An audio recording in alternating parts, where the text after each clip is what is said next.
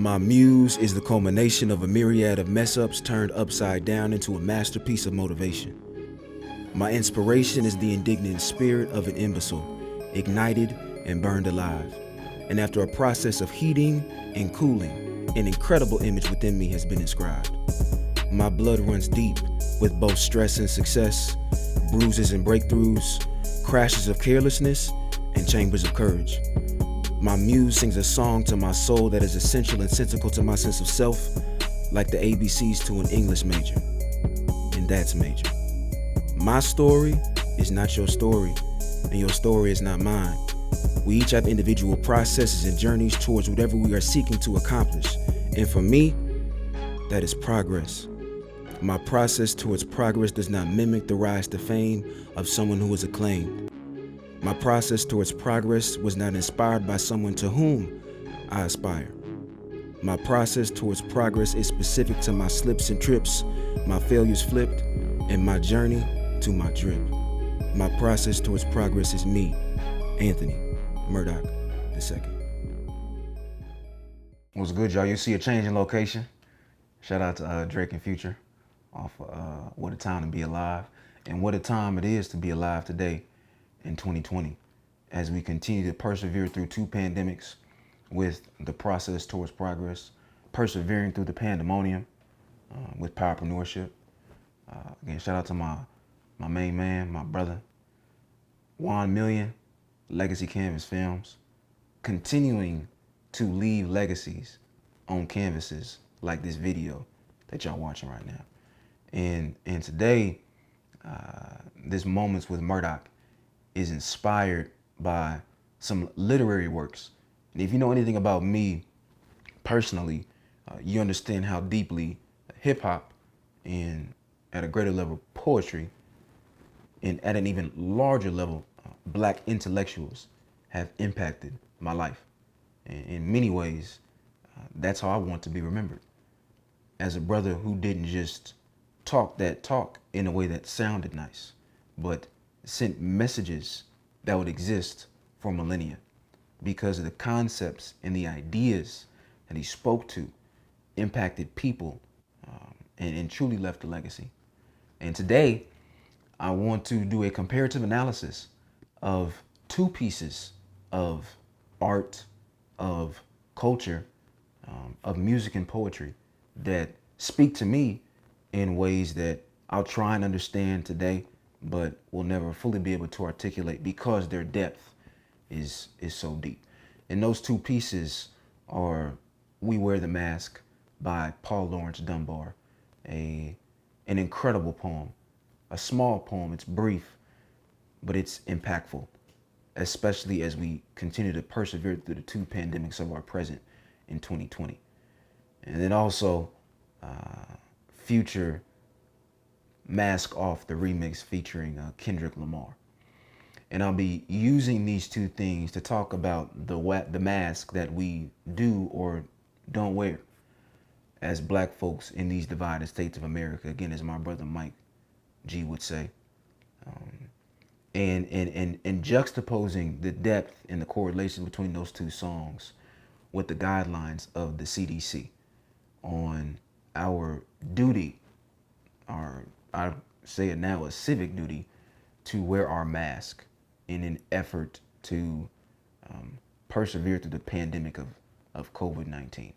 And again, today I want to title this Moments with Murdock, Do We Wear the Mask On or Mask Off? I want to start by reading Paul Laurence Dunbar's poem for those who may not be familiar because of, well, y'all know what I'm about to say.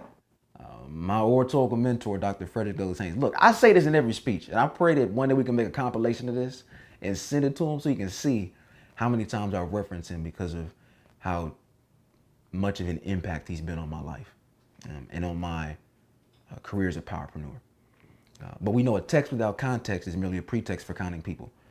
And I can't do a comparative analysis of a poem and a song in two different centuries without you knowing what the quotes in the song are. So if reading is fun for the mental, let's have some fun for our mentals on this morning, afternoon, or night. Again, the poem is called We Wear the Mask by Paul Laurence Dunbar. We wear the mask that grins and lies. It hides our cheeks and shades our eyes. This debt we pay to human guile, with torn and bleeding hearts we smile, and mouth with myriad subtleties. Why should the world be overwise in counting all our tears and sighs? Nay, let them only see us while we wear the mask. We smile, but, O great Christ, our cries to thee from tortured souls arise. We sing, but oh, the clay is vile beneath our feet and long the mile. But let the world dream otherwise. We wear the mask. Again, that's a poem by Paul Laurence Dunbar, an 19th a 19th and 20th century poet. So many impactful words. Do a breakdown a little bit later. Now I want to read not the entire song because that would take too long, and then I want to get up out this chair and dance along if I sang the entire song. So I won't do that, but I will highlight a particular excerpt.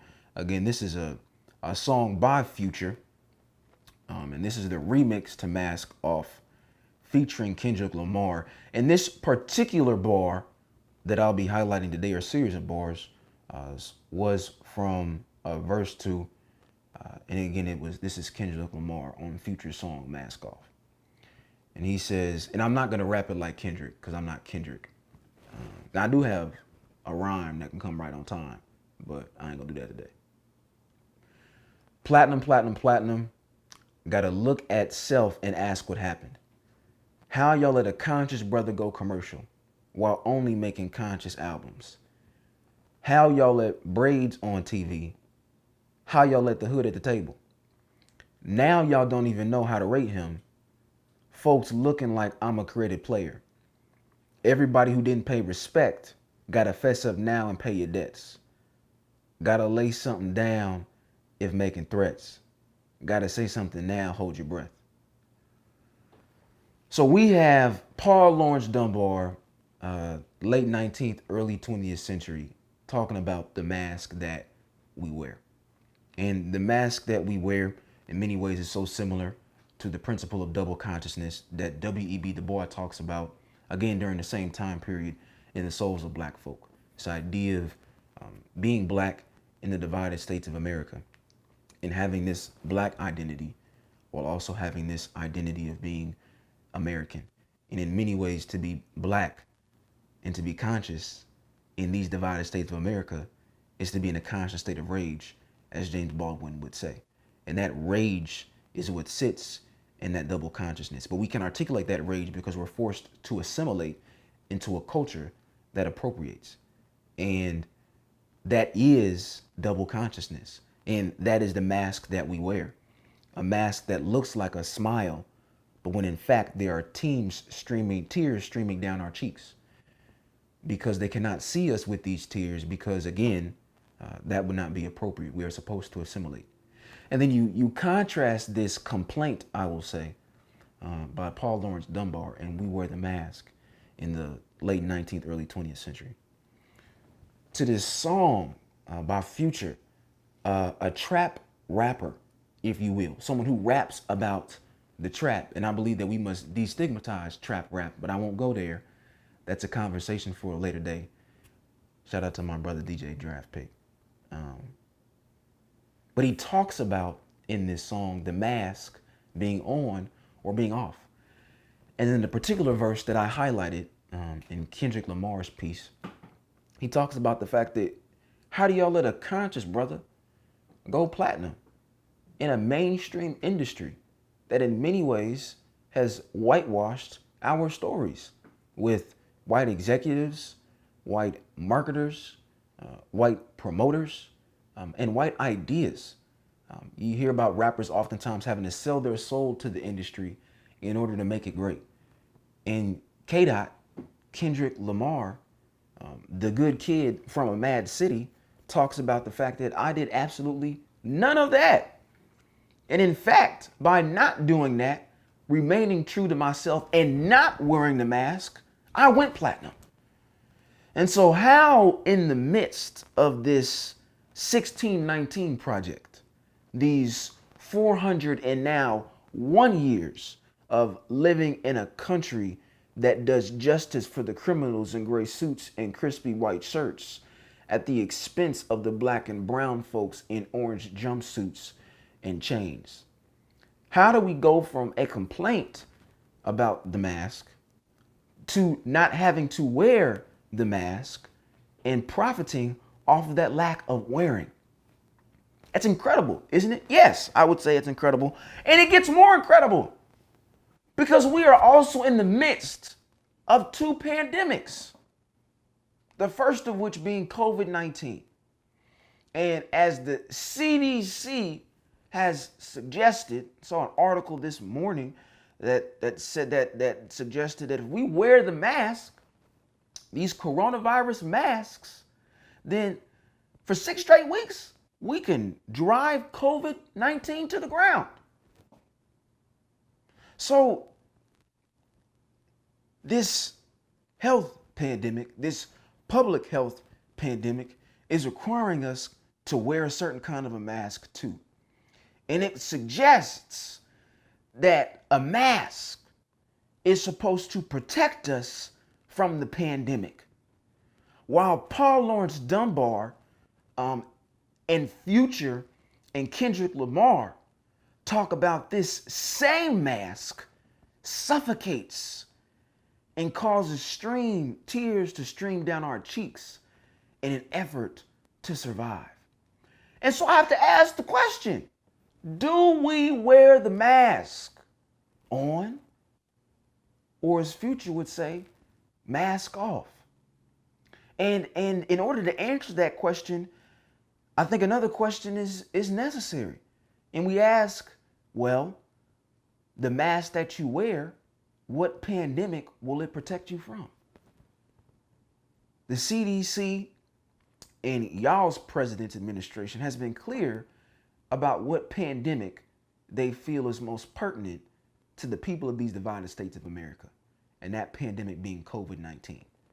And again, they went into nuances of cloth masks versus surgical masks versus bandanas versus towels being worn around people's necks, and to what extent do each of those face coverings actually protect us from this COVID-19 pandemic. You know, they've talked a lot about that. But they've also talked about the fact that more black and brown folks are dying disproportionately from this pandemic because of pre-existing health conditions. So I have to ask the question, shoot, fine, we all wear masks. But to what extent can a mask protect someone from this COVID-19 pandemic if they also suffer from diabetes, from high blood pressure, from asthma, which we understand these pre-existing health conditions are aggravated by that same system that does justice for the criminals in gray suits and crispy white shirts and disproportionately impacts those black and brown bodies in orange jumpsuits and chains. And these same pre-existing health conditions are in many ways purported and aggravated because there are more toxic waste facilities built in proximity to communities of color, even in the Midwest region, in comparison to anywhere else in the country. So there's systems behind systems that create these pre-existing health conditions that, quite frankly, these masks that the CDC asks us to wear does not protect us from.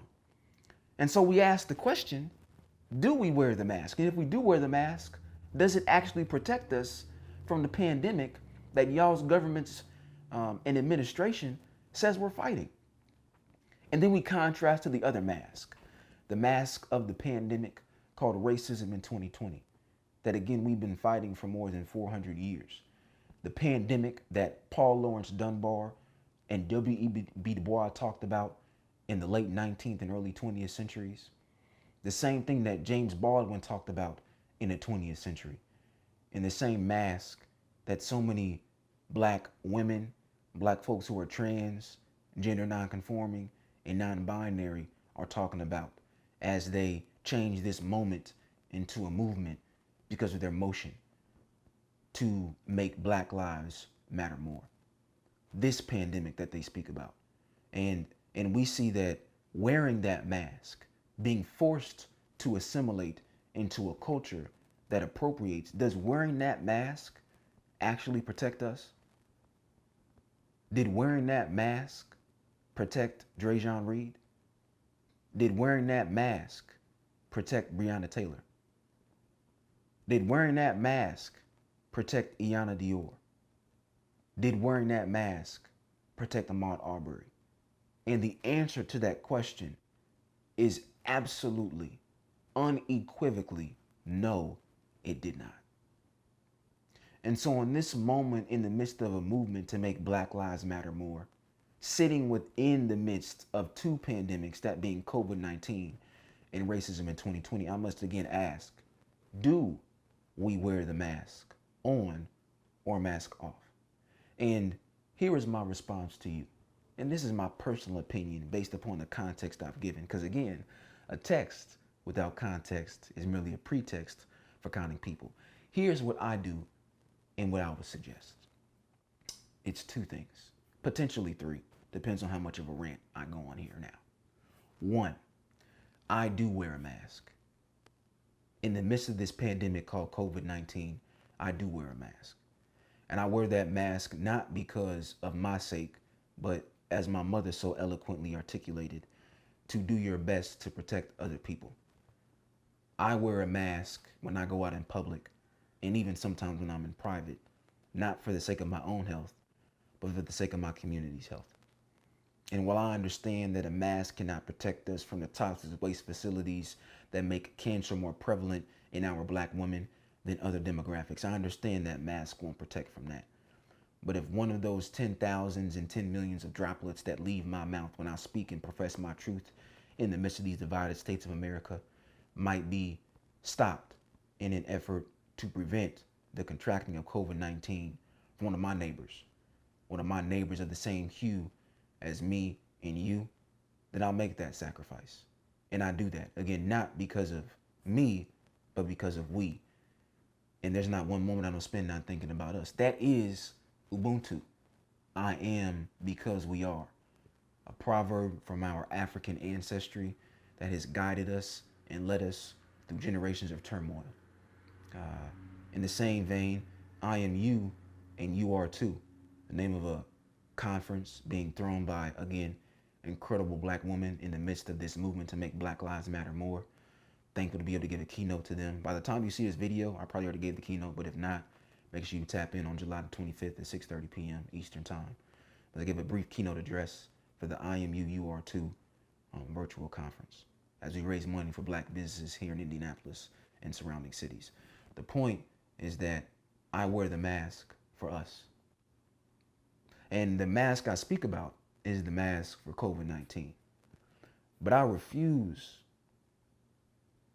to wear the mask that grins and lies, that shades the truth of our reality as Black folks in these divided states of America. I refuse to wear that mask, but I also refuse to persecute and play folks like Future and Kendrick Lamar, who may not be made from the mold that made us fit into those white seats that have been given too much value throughout his story, the white man's story, and instead suggest again that we destigmatize trap rap as we write her story's future. And say that Future, when he says mask on or mask off, wears the mask because in putting that mask on, he's able to enter into a reality that is so distant from the one that we see every day. And if that's what Future needs to do in wearing that mask and able to be able to survive in the midst of not just this COVID-19 pandemic, but in the midst of this pandemic being racism in 2020, in 1920, in 1820, in 1720, in 1620, starting in 1619, it's difficult for me to stop that, brother, because we understand that we are not born crazy, but the world makes us crazy. And if Molly and Percocets are the only things that he believes can remove him from this justice that does criminals for the gray suits and crispy white shirts, and again, I don't advocate for drug use, but we must destigmatize trap rap and understand where that pain truly does sit. If we are to move forward in a more personal, inclusive, and purpose-driven future of her story. And so I say that, yes, I do wear the mask for COVID-19 to do my best to protect and honor and respect my neighbors of the same hue as me and you, because I am you and you are too. But I refuse, just like in this video, to wear a mask as I profess my truth as we live through this pandemic called racism in 2020. And I challenge you to do the same. The last thing I'll say is that regardless of whether or not you wear the mask, and this is the saddest part, regardless of whether or not you wear the mask, we are disproportionately impacted by these pandemics. There are people who took every single health precaution they could and died. They were murdered or massacred from the pandemic and COVID-19.